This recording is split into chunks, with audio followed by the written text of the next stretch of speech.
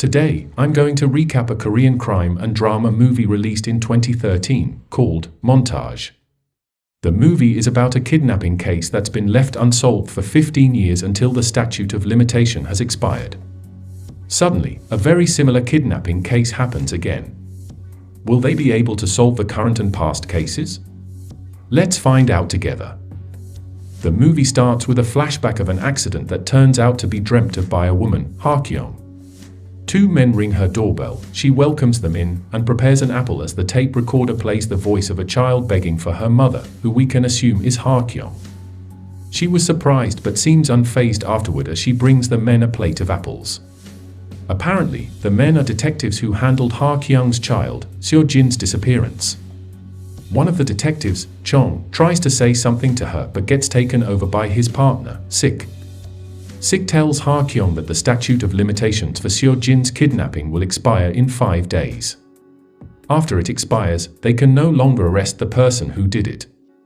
Ha-kyung is upset and tells Chong that he promised to solve the case as they leave her home. While reminiscing about the case, Chong goes to the crime scene where Seo-jin was found dead and finds a white rose placed there.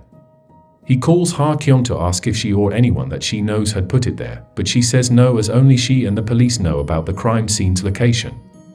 Sensing that it might be the killer, Chong goes through the CCTV footage with Sik and sees the man who laid the rose there, although his face is unclear.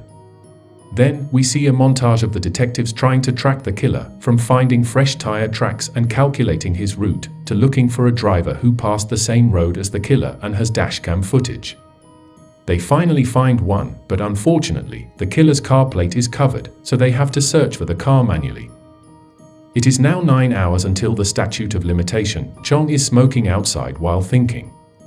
While his chief detective asks about his whereabouts to Sik, Chong walks down the street and sees a car with the same sticker as the killer's car.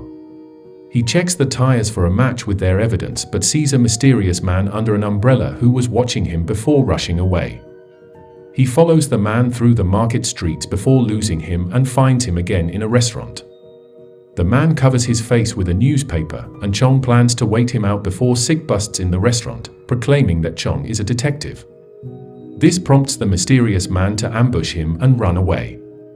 He hits Ha-kyung, who is at the market while being chased by Chong.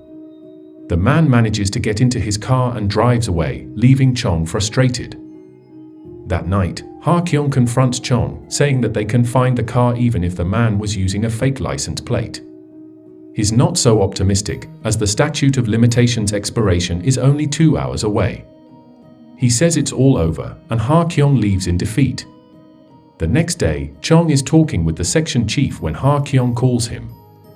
The section chief says that Chong is probably leaving because of that case, but he denies it. He tells Chong that he did his best and to let it go now, but Chong is adamant to quit, so he packs his files and burns it all on a rooftop. He listens to the voicemail Ha-kyung left him, asking for the contacts of a list of people as her last request. Sometime later, at a parking lot somewhere, we see the kidnapper stealing a van and planning to kidnap a boy the next day. Fortunately, the boy got away just in time as his mother hugs him. At a playground nearby, an elderly man, Han, is taking his granddaughter, Bom, to play on the swing. He hears the house phone ringing, so he tells Bom to stay put as Bom's house is right next to the playground. He keeps getting a call, but when he answers, it gets hung up right away until he hears Bom screaming from outside. He runs to the playground, but Bom has already disappeared. The police immediately come to his house to investigate by setting up cameras and making Han show the place where Bom disappeared. Meanwhile, the kidnapper puts a voice changer on a public phone and calls Han to let him hear Bom's voice. He tries to get the detectives' attention, but they were too busy handling the case from the house. The kidnapper calls and Bom's mother answers. He seems to know that the police are there, but she won't admit it. He threatens to kill Bom right now if the police are still involved, and asks for a $50,000 ransom tomorrow before hanging up. After the stressful call, the mother passes out due to her heart condition, but fortunately, they got the kidnapper's phone location. They head there to collect evidence but regroup as there aren't many clues and no witnesses because the location is secluded. Sik has a hunch that the location is different as he heard cars in the background, but the others ridicule his idea. The chief tells Sik to look into similar cases instead. He sends an officer to get Han, but he had disappeared and left his phone on the swing. Back when Seo Jin's case had just expired, Ha Kyung goes to the restaurant where the kidnapper went to find more information on him. She finds his umbrella that has Nari Bank written on it.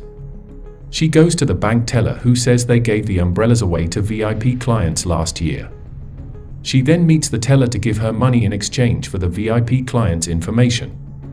She goes through the names and finds a few matching candidates, then leaves the voicemail to Chong asking for their contact information. That night, Sik finds out that the case has a similar pattern to Seo Jin's kidnapping, but since the case files are missing, he goes to Chong to ask for more information about it. Apparently, Chong still keeps the half-burnt files on the case and explains how the kidnapper got away with the money exchange. He says that he's doing the same crime as it is the perfect crime because he already got away with it once. The kidnapper calls Bom's mother again, telling her about the duffel bag for the exchange and also to look into an oncoming trash truck for proof that her child is alive. She finds a Polaroid picture of Bom there, and the police try to figure out where it's taken. Chong and Sik confirm with the chief that the kidnapper asked for the same exchange method, and the two go to catch the train that the kidnapper will take.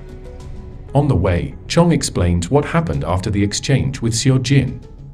The police chief was more worried about tracking the money while leaving Ha Kyung alone as she records every call from the kidnapper. She gets another call, telling her to do another exchange for her car.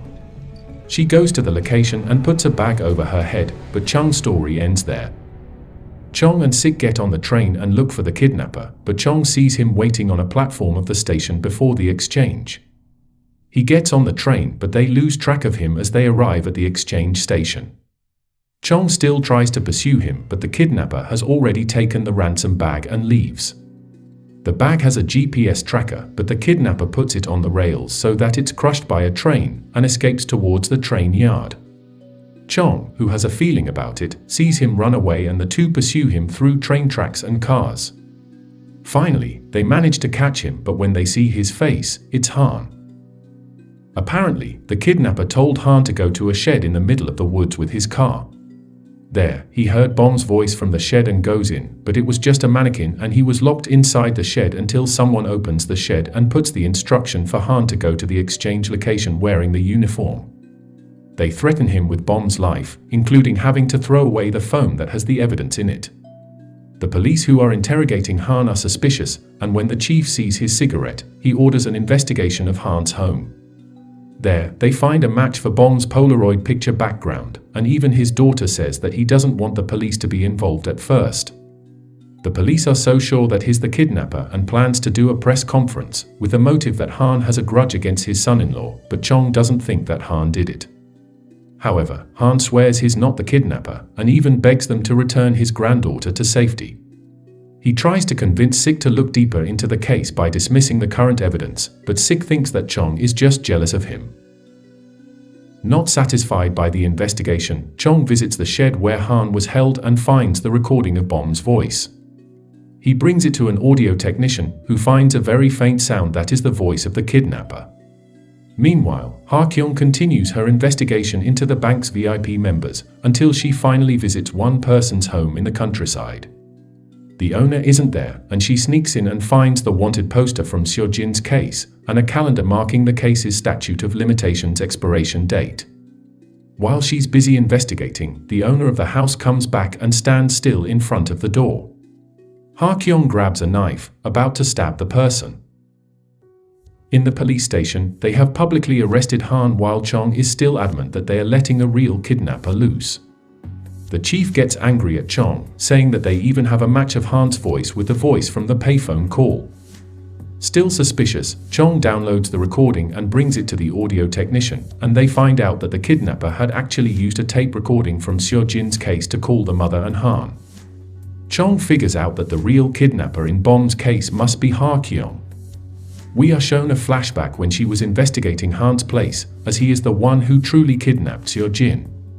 She was about to kill him, but then sees he has a happy family with a young granddaughter of a similar age to Seo Jin when she was kidnapped. So she decided to kidnap Seo Jin to teach him a lesson while also framing him for the crime so he can face justice for Seo Jin. In the present, Chong locates Ha Kyung and finds her bathing Bom in the backyard. He confronts her about the crime, and she said she needs Han to pay for his crimes 15 years ago, and that Chong wouldn't understand the pain she went through because of him. He goes to get Bom, but Ha Kyung begs to give her more time to keep Bom until Han's trials have concluded. Chong still brings Bom with him, but he visits Han in the prison right after. He confronts Han for his crimes 15 years ago, and though at first he won't admit it, he finally does while saying that he only did it to save his own daughter, as he used the money for her heart surgery.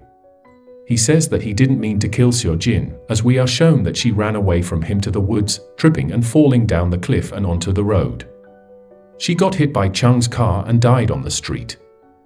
Han feels like he had paid for his sins that day and doesn't feel remorse, so Chong asks him if he wants Bom to come back safely to her parents, as she is currently with him.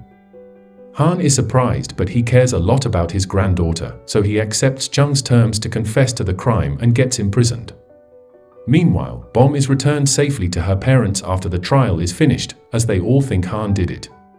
The movie ends with a scene of Ha Kyung hugging the tree on Seo Jin's grave. No matter how you think you've gotten away with something, karma always comes back to you, be it good or bad. Ha Kyung decided to bring justice into her own hands by kidnapping her child's kidnapper's granddaughter. Do you think she did the right thing?